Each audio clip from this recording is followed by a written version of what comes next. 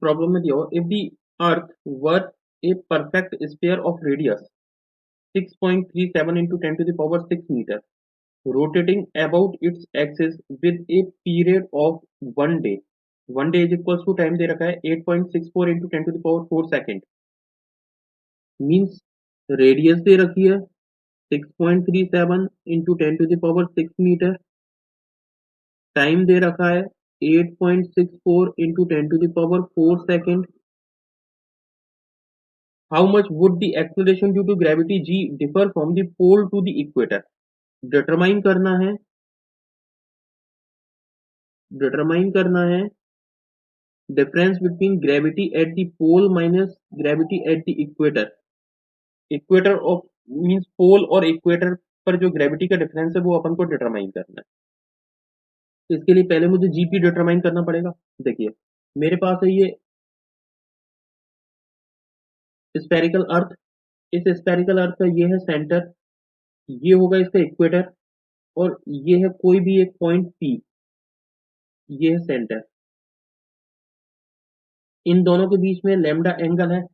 तो यहाँ पर अगर मुझे जी इफेक्टिव डिटरमाइन करना है, जी इफेक्टिव इस पॉइंट पी पर, तो पॉइंट पी पर जी इफेक्टिव का फॉर्मूला क्या ड्राइव करके आया था, इससे ठीक प्रीवियस लेक्चर में ड्राइव कर चुके थे. तो यहाँ पर आया था g minus omega square into r into cos square lambda. यहाँ पर अगर मैं बात कर रहा हूँ इस इक्वेटर पे, तो लैम्डा की वैल्यू हो जाएगी 0. लेकिन इस पोल पर अगर मैं बात करूंगा तो at pole lambda is equals होगा 90 डिग्री. तो एट इक्वेटर पर अगर डिटरमाइन करूं तो लैम्डा इज इक्वल्स टू होगा 0 डिग्री. मीन्स लैम्डा 0 डिग्री रखने पर इसकी वैल्यू आ जाएगी 1 आएगी. तो यहाँ से आएगा g lambda is equals to ji minus omega square into r. इसे माना इक्वेशन नंबर 1. ओके. अब अगला देखो, अगर मैं एट पोल की बात करता हूं तो एट पोल पर क्या हो जाएगा, लैम्डा इज इक्वल्स टू होगा 90 डिग्री, क्योंकि ये इस पोल पर पहुंच जाएगा, ये पी पॉइंट यहाँ पर पहुंच जाएगा. तो ये हो जाएगा एंगल 90 डिग्री. 90 डिग्री होने पर इसमें cos 90 डिग्री की वैल्यू हो जाएगी 0. तो यहाँ पर आ जाएगा g lambda is equals to small g. ये है इक्वेशन नंबर 2. यहाँ देखो ये वाली इक्वेटर के अलोंग है. इस वाली इक्वेशन को मैं लिख सकता हूँ, इक्वेशन नंबर 1 को मैं लिख रहा हूँ, GE is equal to ji minus omega square into R. Equation number 2 को मैं लिख रहा हूँ,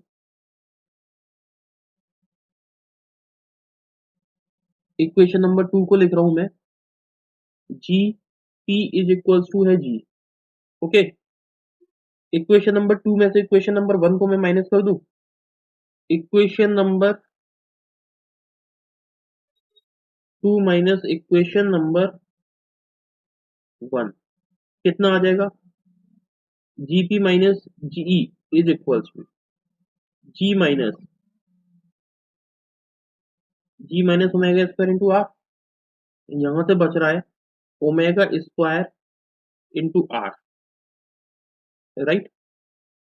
ये है equation number 3. Means GP minus GE is equals to कितना आया, ओमेगा स्क्वायर इंटू आर. फिर आगे बढ़ा, G P minus GE is equals to omega square into R. Omega की वैल्यू क्या होती है, 2 पाई अपॉन टी का होल स्क्वायर इंटू आर. यहाँ से कितना आएगा, 4 pi square upon T square into R. यहाँ एक दिन के लिए क्वेश्चन ने बोला हुआ है, एक दिन के लिए सेकंड्स मुझे दे रखा है, टाइम दे रखा है, और मुझे रेडियस दे रखी है.